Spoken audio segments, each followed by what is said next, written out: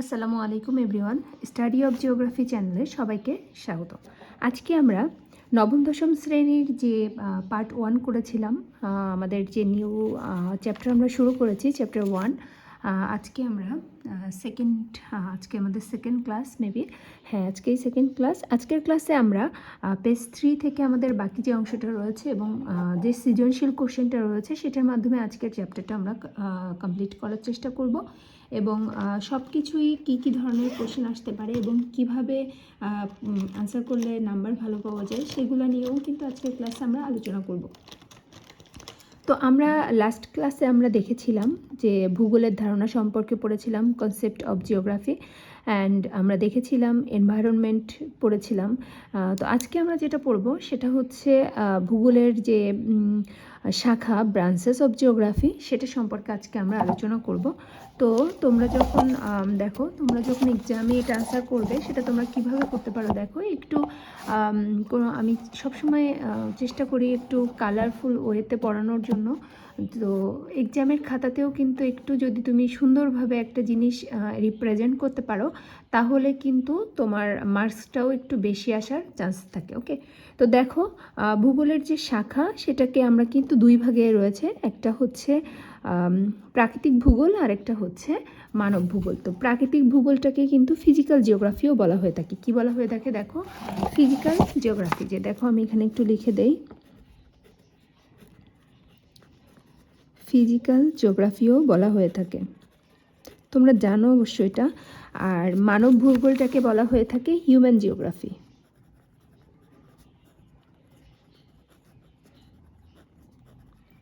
তো এইটা হচ্ছে দুইটা ব্রাঞ্চ বা দুইটা ভূগোলের যে শাখা সেটা তোমরা বলতে পারো।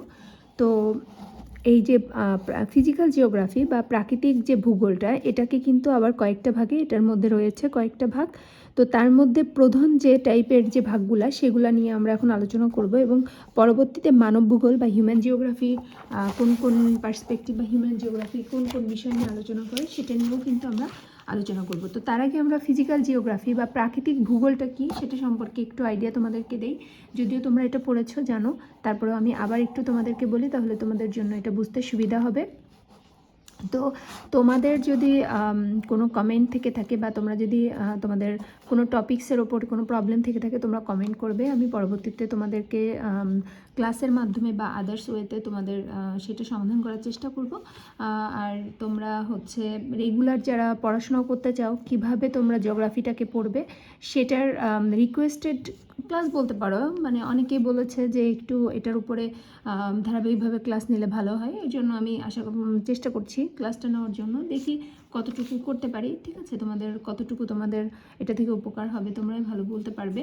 ওকে, দেখো, তো প্রাকৃতিক ভূগোলটা আসলে কি? এটা হচ্ছে ভূগোলের যে শাখায় ভৌত পরিবেশ এবং এর মধ্যে কার্যরত বিভিন্ন প্রক্রিয়া অন্তর্ভুক্ত থাকে তাকে প্রাকৃতিক ভূগোল বলে।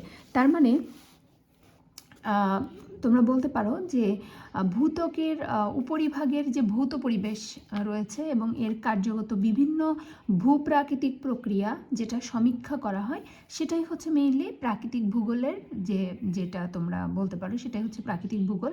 আর প্রাকৃতিক ভূগোল মূলত কী করে? আবহাওয়া, জলবায়ু, উদ্ভিদ, প্রাণী, মৃত্তিকা, পানি এর বিভিন্ন রূপ, ভূমিরূপ সংক্রান্ত বিভিন্ন বিষয় নিয়ে কী করে? আলোচনা করে, ঠিক আছে। তো আজকে আমরা বেসিক্যালি যেগুলো নিয়ে আলোচনা করব সেটা হচ্ছে ভূমিরূপবিদ্যা, জিওমরফোলজি, তারপর হচ্ছে জলবায়ুবিদ্যা, ঠিক আছে, ক্লাইমেটোলজি, ভূমিরূপবিদ্যা, তারপর হচ্ছে জীবভূগোল। হ্যাঁ, এগুলো সবই কিন্তু হচ্ছে প্রাকৃতিক ভূগোলের তোমার হচ্ছে আন্ডারে রয়েছে এবং এগুলা ইন্ডিভিজুয়াল কিন্তু প্রত্যেকটা একটা কিন্তু সাবজেক্ট বা কোর্স। যখন তোমরা এটা নিয়ে পড়াশোনা করবে, পরবর্তীতে হায়ার স্টাডি করবে, তখন তোমরা দেখতে পারবে এগুলার আরও ডিটেল কত পড়াশোনা রয়েছে। এই যে ভূমিরূপ বিদ্যা যেটা জিওমরফোলজি, হ্যাঁ, এটা সম্পর্কে আরও অনেক কিছু পড়তে পারবে। এটা কিন্তু একটা কোর্সই রয়েছে জিওমরফোলজির উপর, ঠিক আছে। তারপর মৃত্তিকা ভূগোল, সয়েল জিওগ্রাফি, এটাও তোমাদের একটা পার্ট থাকবে। তারপর সমুদ্রবিদ্যা যেটা হচ্ছে ওশানোগ্রাফি, এটাও একটা তোমার কোর্স থাকবে। প্রাণী ভূগোল, ওকে, তারপর হচ্ছে আরও রয়েছে তোমার ক্লাইমেটোলজি রয়েছে, জলবায়ুবিদ্যা যেটা রয়েছে, ওকে। তারপর হিউম্যান জিওগ্রাফির যে পার্টগুলো রয়েছে সবগুলো কিন্তু আলাদা আলাদা, এটা একটা কোর্স বা সাবজেক্ট, ওকে। তো ওকে, ফার্স্টে আমরা যেটা নিয়ে আলোচনা করব সেটা হচ্ছে ভূমিরূপবিদ্যা বা জিওমরফোলজি। তো জিওমরফোলজিটা কি? হ্যাঁ, জিওমরফোলজি হচ্ছে ভূগোলের এই শাখায় পৃথিবীর অভ্যন্তরীণ অবস্থা, পৃথিবীর উৎপত্তি, ভূতাত্ত্বিক বিভিন্ন যে সময় সেটা মাপনী, ভূ আলোড়ন, ভূমিকম্প, আগ্নেয়গিরি, নদী, হিমবাহ, চূর্ণীভবন, বিচূর্ণীভবন ইত্যাদি এই সবগুলো নিয়ে যা আলোচনা করবে। দ্যাট মিনস হচ্ছে এই যে তোমরা দেখতে পাচ্ছ, এই যে একটা পৃথিবী দেখতে পাচ্ছ, তো এই পৃথিবীর উপরের যে পার্ট লেয়ার, এটা কিন্তু 3টা লেয়ারে ভাগ করা থাকে, ঠিক আছে। Internal structure of the earth তোমরা যখন পড়বে, মানে ভূ অভ্যন্তরীণ গঠন পড়বে, তখন তোমরা বুঝতে পারবে। তো এই পার্টগুলোকে কিন্তু 3টা ভাগে ভাগ করা হয়ে থাকে, হ্যাঁ, কোর, মেটাল আর হচ্ছে স্পেয়ার। তো তোমাদের এই যে সবচেয়ে উপরে যেটা পার্ট, এটাতেই কিন্তু মানে যে বসবাস আমরা করে থাকি পৃথিবীর এই পাশেই রয়েছে।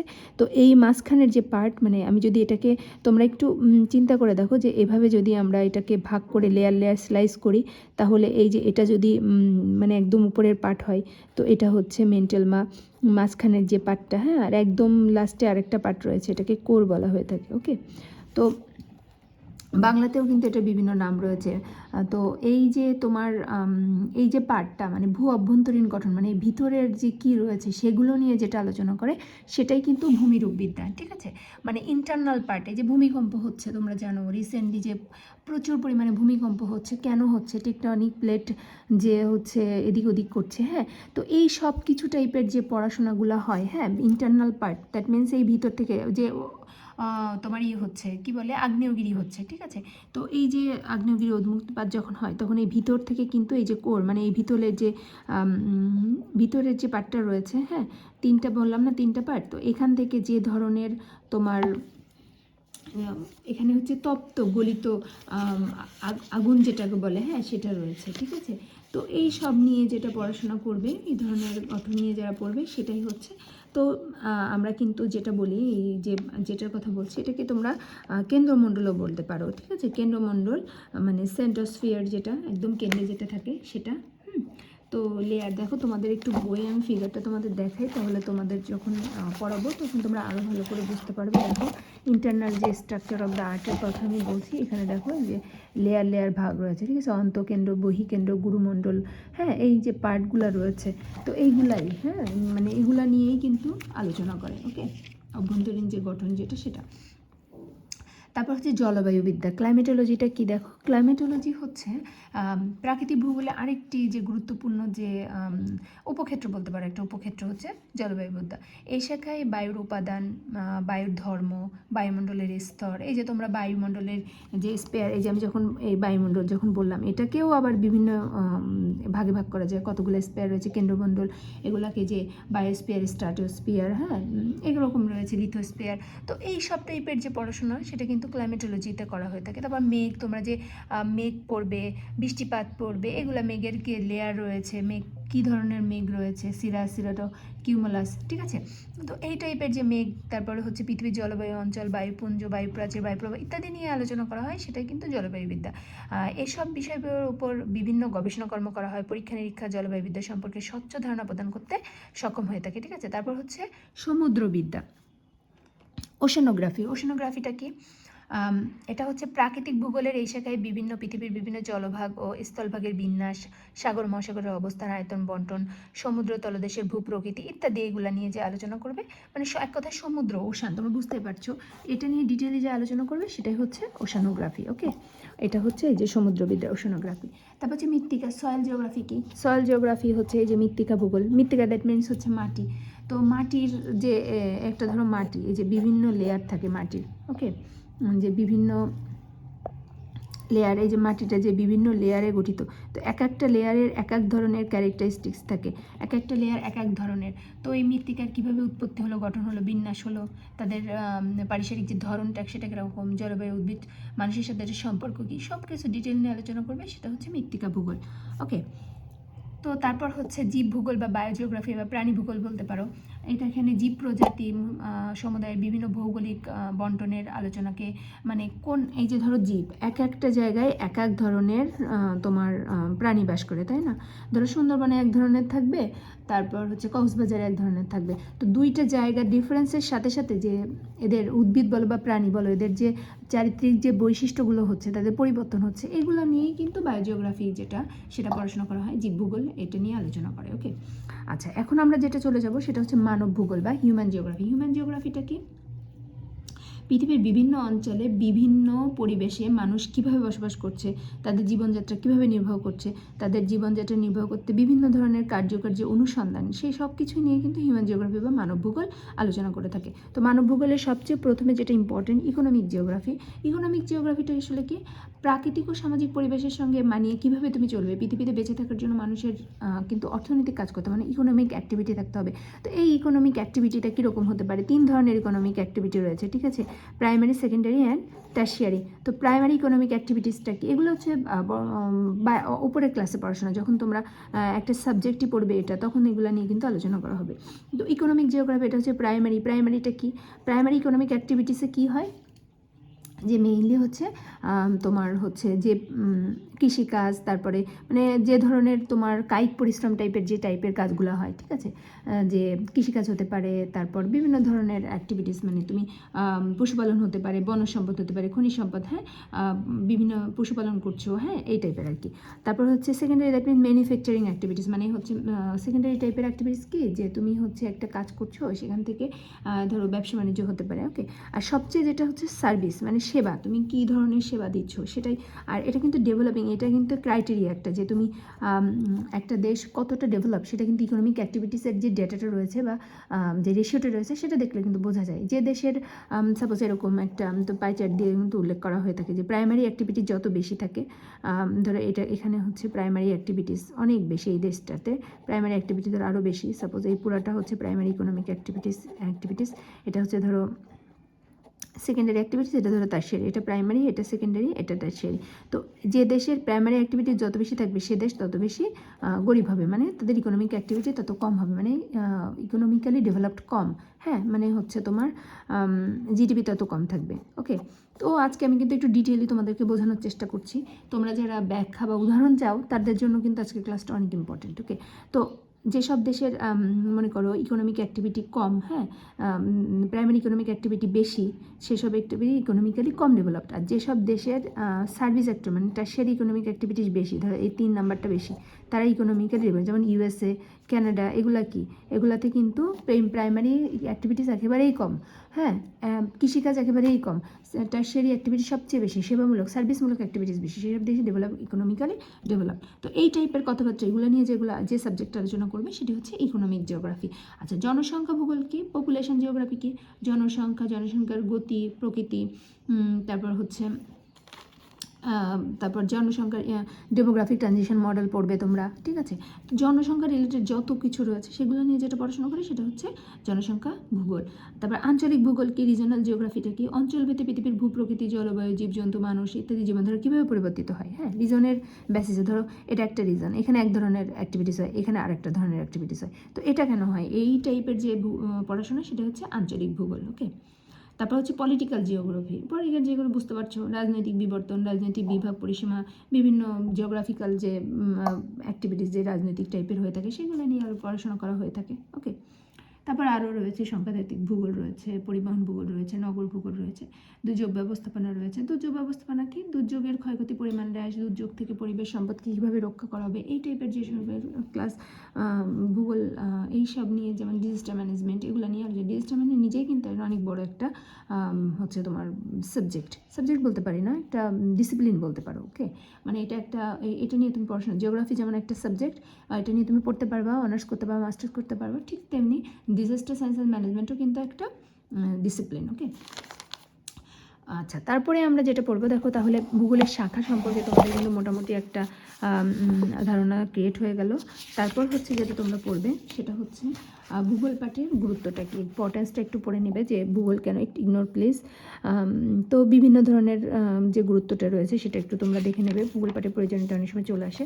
তো এখন আমরা যে টপিকটা নিয়ে আলোচনা করবো, যে বিষয়টা নিয়ে করবো, সেটা হচ্ছে দেখো একটু খেয়াল করো, এই যে তোমাদের বইয়ে যেটা রয়েছে সৃজনশীল প্রশ্ন, এই সৃজনশীল প্রশ্ন হচ্ছে আজকে আমাদের আরেকটা আলোচ্য বিষয়। তো আমি আজকে নোট আকারে তোমাদেরকে এটা সাপ্লাই করব, দিব, তোমাদের যাদের ভালো লাগবে আশা করছি তোমরা পরবর্তীতে আরও আমার ক্লাসে জয়েন থাকবে, এবং তোমরা হচ্ছে তোমাদের কমেন্ট করে তোমাদের সুবিধা অসুবিধা আমাকে জানানোর চেষ্টা করবে। ওকে, তো দেখো এখানে একটা বক্স রয়েছে, বক্সে দুইটা গ্রুপ রয়েছে, গ্রুপ এ এবং গ্রুপ বি। তো গ্রুপ এতে কী কী রয়েছে দেখো, পাহাড় পর্বত রয়েছে, মানুষ, জলবায়ু, গাছপালা। এবং গ্রুপ বিতে কী রয়েছে, জীব ভূগোল, প্রাকৃতিক ভূগোল, মানব ভূগোল, অর্থনীতি। কেবলমাত্র কিন্তু আমরা এটা পড়লাম, এটা কি তোমরা বুঝতে পারছো, এটাও এক ধরনের বিষয়। তো আমরা এটা নিয়ে আজকে আলোচনা করবো। তো 4টা কোশ্চেন রয়েছে তোমাদের এক্সামে যেভাবে আসে, ফার্স্টের কোশ্চেনটাতে 1 মার্ক, সেকেন্ডটাতে 2 মার্ক, 3 মার্ক, 4 মার্ক, এভাবে হয়, তোমরা সবাই জানো। তো ভূগোল শব্দটি কে সর্বপ্রথম ব্যবহার করেছে দেখো, তো আমরা দেখি ভূগোল শব্দটি কে সর্বপ্রথম ব্যবহার করেছে। জিওগ্রাফি বা ভূগোল সর্বতি ব্যবহার করেছেন কে, গ্রিক ভূগোলবিদ কি, ইরাথোস্থেনিস। হ্যাঁ, ইরাথোস্থেনিস, ইনি কিন্তু সর্বপ্রথম ভূগোল শব্দটি ব্যবহার করেছে, অনেক ইম্পর্ট্যান্ট। তো এটা হচ্ছে শর্ট কোশ্চেনও আসতে পারে, আবার এমসিকিউ আকারেও কিন্তু চলে আসতে পারে। তারপর কোশ্চেনটা একটু খেয়াল করো, তারপর কোশ্চেন রয়েছে সমুদ্রবিদ্যার বিষয়বস্তু কী। সমুদ্রবিদ্যা একটু আগে পড়লাম, ওশানোগ্রাফি।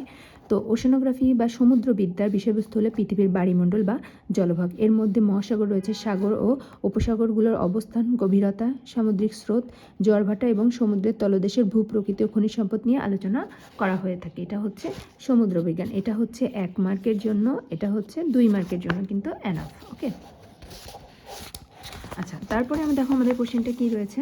এরপরে আমাদের কোশ্চেনটা রয়েছে হচ্ছে গ্রুপ এ এর উপাদানগুলো কোন পরিবেশের অন্তর্গত ব্যাখ্যা করো। এর কী কী উপাদান রয়েছে, পাহাড় পর্বত, মানুষ, জলবায়ু এবং গাছপালা। খুবই ইজি, দেখো আমরা এটা সলভ করার চেষ্টা করি।